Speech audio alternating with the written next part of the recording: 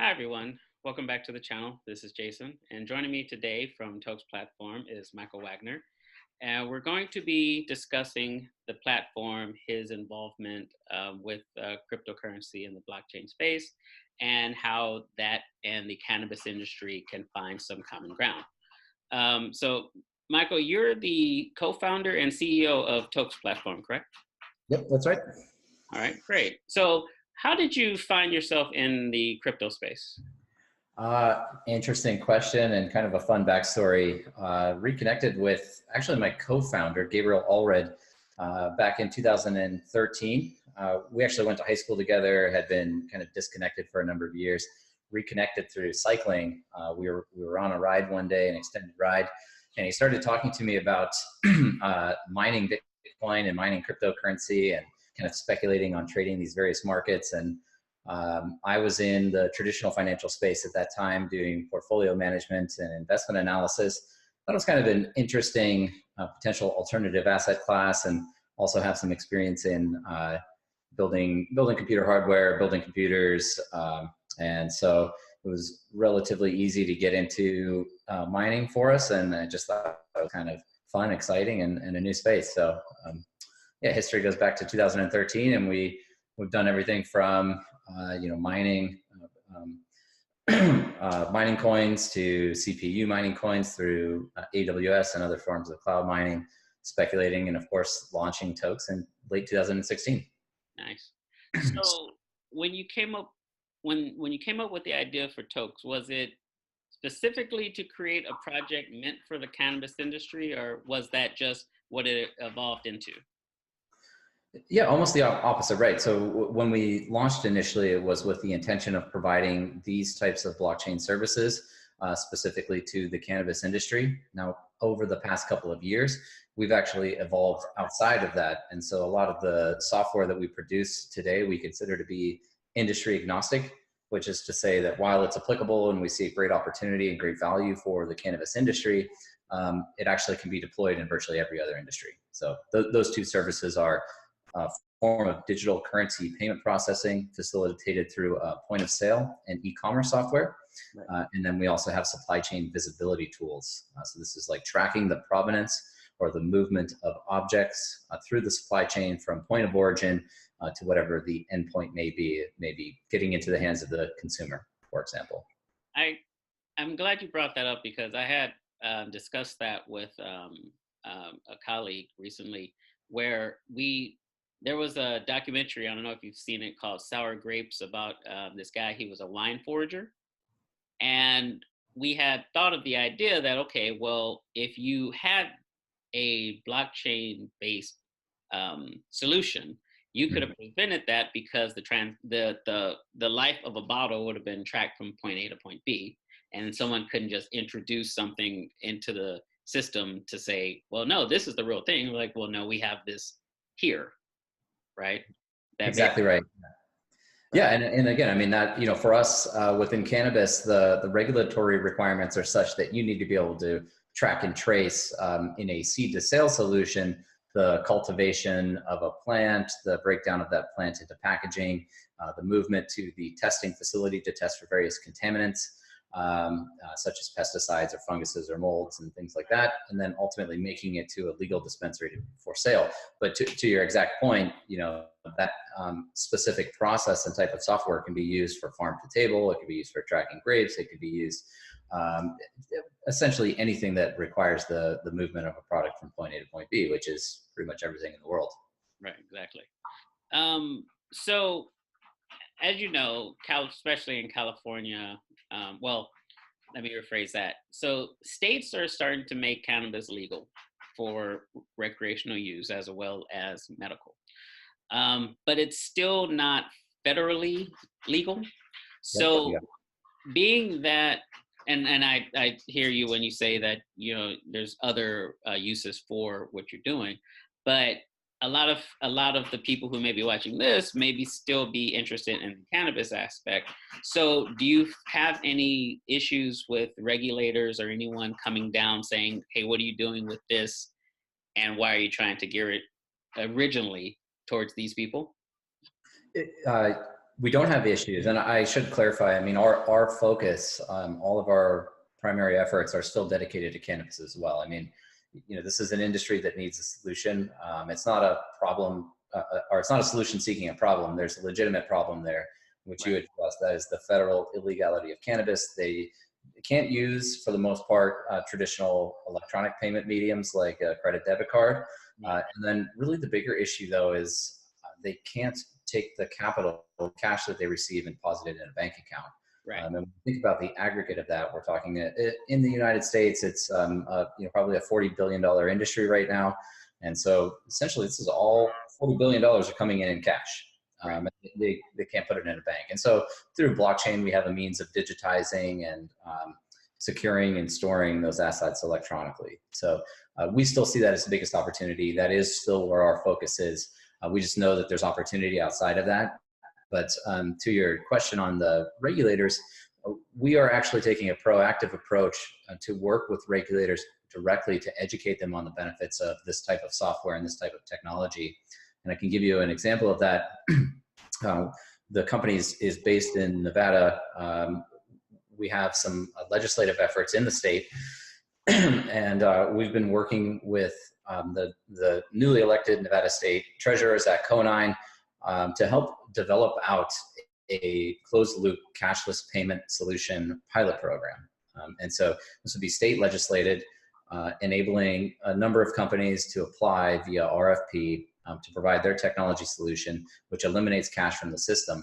And again, we're participating because we would be essentially a blockchain deployer within the state, and it would really help legitimize us, validate what we're doing as a company, but further, it would legitimize the use of blockchain in real world, everyday applications. And so, right now there's an unfortunate stigma associated with crypto where people think it's either for scams or for speculation or for, strictly illegal things. And that's kind of why I found myself with this topic, is because the two industries actually have some things in common, especially when it comes to federal regulation.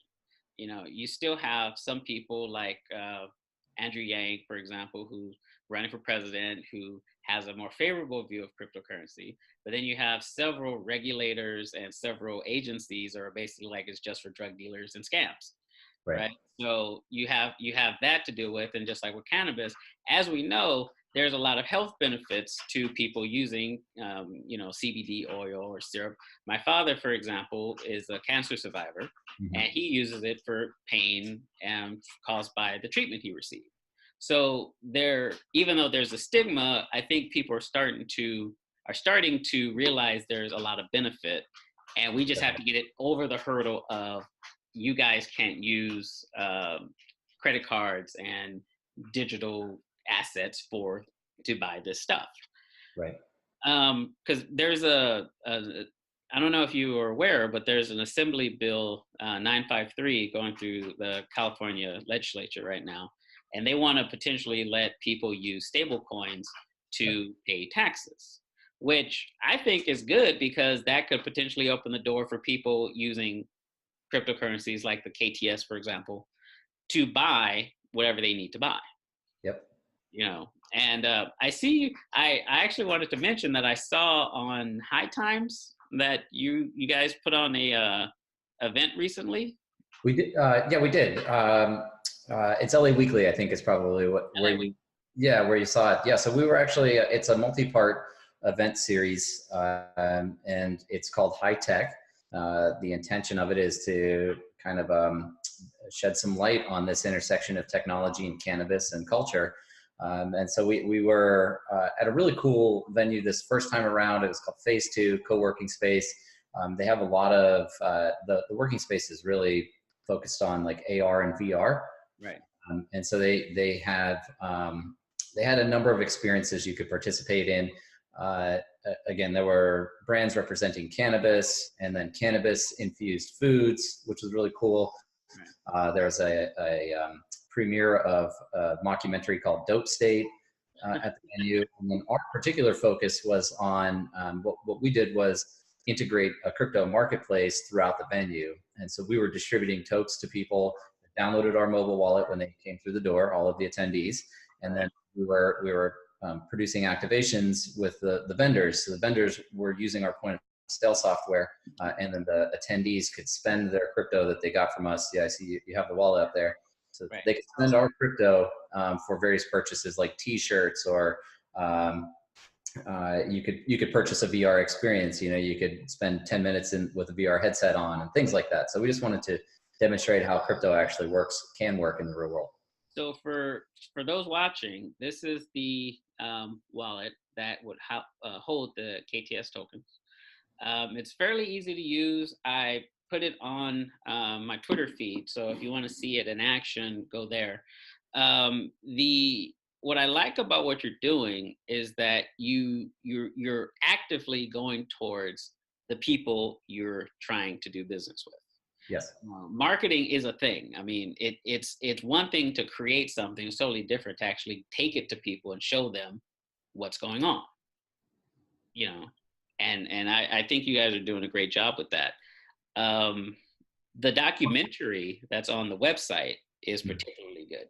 Thank you. I think that was the first time that I actually saw a documentary or even a news segment, really, where people said there is a danger with having a cash-only business model. Yeah. And I really appreciate you guys putting that out there. I do.